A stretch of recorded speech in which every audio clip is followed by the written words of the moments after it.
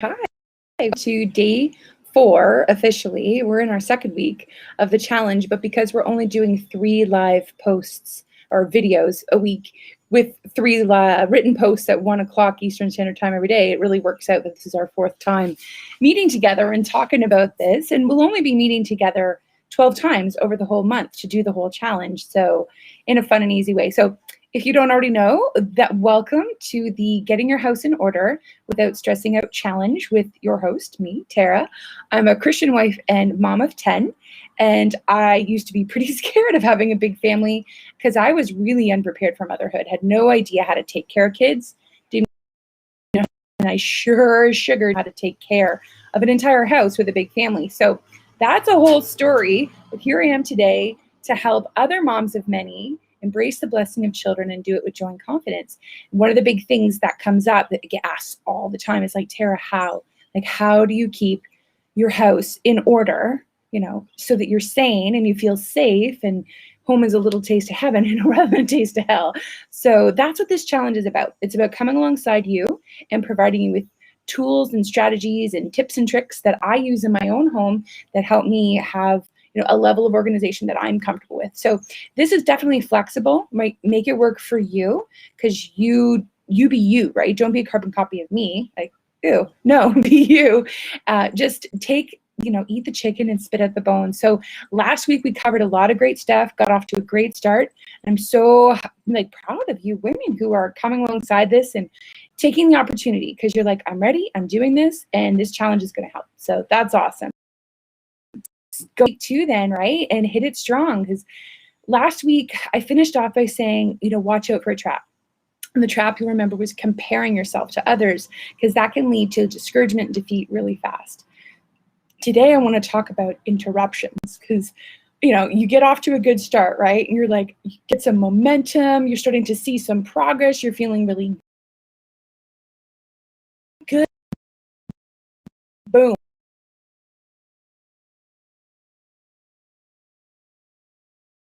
Control. It's not like you're making an excuse, but you just ran into a major problem, like a family crisis or a serious emergency in the family, and you're like, what am I going to do? Like, it can be, let's talk about it. You've got options. That's the way I see it. You've got a couple of options, and option number 1 is, quit. No judgment, just like that. That is a viable option of the options.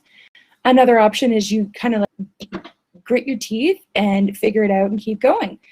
That's another option. And I mean, that might be a workable option after a couple of days pause, maybe to deal with the immediate crisis. And when the fire goes down, you just kind of keep going. That might work in your situation now, or if you hit a major interruption later. A third option is reschedule. It's one of my favorite options. It's the one I highly recommend. And I guess option 2 kind of was a mini reschedule, but I'm thinking of a more major reschedule. And you're like, this is big, and it's going to be more than a few weeks until I come back to this. So rather than quit and feel badly, feel maybe like a failure, and set yourself up for that inner mind talk that's kind of accusing you of never getting anything done, and that can really lead to a sense of defeat and depression. And rather than going there, I choose to meet interruptions when they come, and they come to us all, right? These unplanned interruptions. I choose to meet them with a professional attitude. And a professional attitude is something I'm going to be talking a lot more in my signature program that I just finished recording all this weekend. So excited. It'll be coming out in August. More details to come. Professionalism, right? So to be like a professional mom and say, hey, looks like we've had an interruption in our schedule and we're just going to have to reschedule. And that happens if you have a conflict, like you suddenly double booked and you've got a doctor's appointment. You're like, I will not be meeting this appointment today. It's not going to happen in light of this, sudden crisis. I mean, you don't feel bad. It's not as if you quit and never go back to the doctors again, right? No, obviously, no. You just call and matter-of-factly, without a big apology, you just say, I'm going to have to reschedule. And you reschedule. Simple as that. So, I mean, this seems really obvious, right? And sometimes we just need to hear it and have permission and give ourselves permission to reschedule when life happens and it's It's big. It's going to take a little while to deal with. That's okay. So what I do, because I'm a really visual person, like if it's out of my sight, it's probably out of my mind, unless it's something I'm super used to. Like I don't forget to make breakfast or brush my teeth. But if it's something unusual, something it's not a normal part of my everyday rhythm and routine, like doing a project or a big declutter that I normally would put off as long as I possibly could stand it, then a sticky note is my favorite thing. And whatever system you currently have to keep on track, whether it's just like a wall calendar or your phone or like whatever works for you. For me, I have a wall calendar, I have my phone, and I use them for different purposes, but I also have my microwave, which is centrally located in the kitchen. And it's kind of like a perfect wall. And sticky notes to stay on it so great. So I actually have a whole assortment right now. I probably have 5 or 6 different brightly colored sticky notes. And the ones that are most on the right, that's what I'm doing today. So it's today's reminders because I'm like, oh, I don't want to forget. I don't want to forget. Like my daughter has piano today. My son has a thing at 4 o'clock. And I'm just like, those things aren't normal. And I won't think about them because they're not really me. They're for them. But to help them, I'm going to give them a little cue and make sure they're on track. Then in the middle of the microwave, I have things that are coming up like in the next couple of days. At the very far left of the microwave is stuff that's like, not doesn't really have a date, but I'm keeping it in my mind because otherwise I know myself and I may forget. And I don't enjoy forgetting. I feel better about myself. I feel more professional and responsible and just good on the inside when I'm getting stuff done. So I just recognize where I can come alongside myself and help myself with a reminder system. So if you, it's fine. Rather than feel terrible about it and just kind of go to the extreme of defeat and giving up, reschedule for a couple of days if that's like reasonable, or even, farther ahead and say, I'm going to come back to this in August or even in September.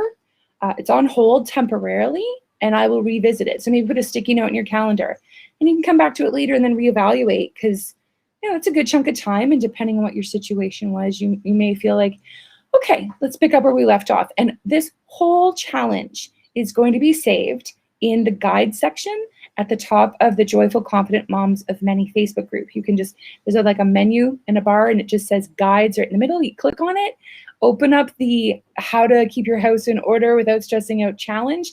It's all there from day 1 all the way to the end of day 12 at the end of this month. So you won't have to miss anything if you choose to put things on hold, all right? You have permission if you didn't really need it from me. So I'm just encouraging you to give yourself permission if you need it today or you're going to need it later, okay? So that's what I've got for you today.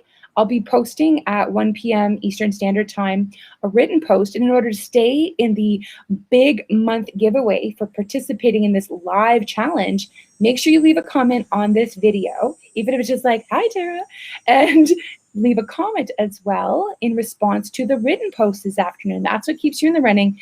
And beyond that fun stuff, it also will help you just keep going with what you've decided to do. All right. I look forward to seeing you in the group and reading your posts.